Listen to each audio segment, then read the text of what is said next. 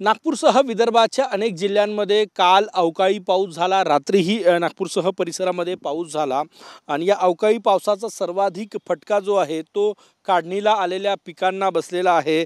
मी सध्या आहे सोयाबीनच्या शेतामध्ये। बघा, आधी सोयाबीन पिकलं नाही आणि आता हे काढणीला आलेलं सोयाबीन आहे आणि या सोयाबीनचं मोठं नुकसान जे आहे ते या ठिकाणी पाहायला मिळते। ज्या शेतकऱ्यांनी आधी काढणी केली त्यांचं नुकसान टळलेलं आहे, परंतु आता ज्यांची काढणी व्हायची होती त्यांचं नुकसान झालेलं आहे आणि सर्वाधिक नुकसान जे आहे ते धान पिकाचं झालेलं आहे।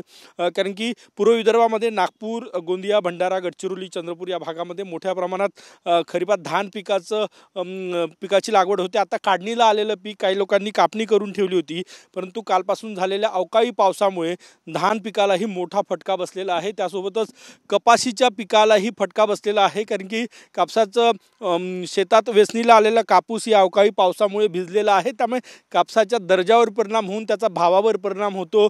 फुलोऱ्यात असलेल्या तूर पिकालाही फटका बसलेला आहे, कारण की आत्ताचं ढगाळ हवामान आणि अवकाळी पावसामुळे कीड रोगांचा प्रादुर्भाव या तुरीच्या पिकावरही होणार आहे। त्यामुळे एकूणच मोठा फटका या अवकाळी पावसाचा शेतकऱ्यांना बसलेला आहे। आधीच विदर्भातला शेतकरी सततची नापिकी मुळे संकटात आहे आणि आता या अवकाळी पावसामुळे विदर्भातल्या शेतकऱ्यांवरचं संकट जे आहे ते आणखी वाढलेलं आहे। या अवकाळी पावसामुळे विदर्भात सर्वाधिक नुकसान धान पिकाचं झालेलं आहे। त्यासोबतच सोयाबीन असो, कापूस असो, इतर पिकांनाही मोठा फटका या अवकाळी पावसाचा बसलेला आहे आणि हवामान विभागानं आणखी 5 दिवस अवकाळी पावसाचा इशारा दिलेला आहे। कॅमेरामॅन साईसह गजानन उमाटे, TV9 मराठी, नागपूर।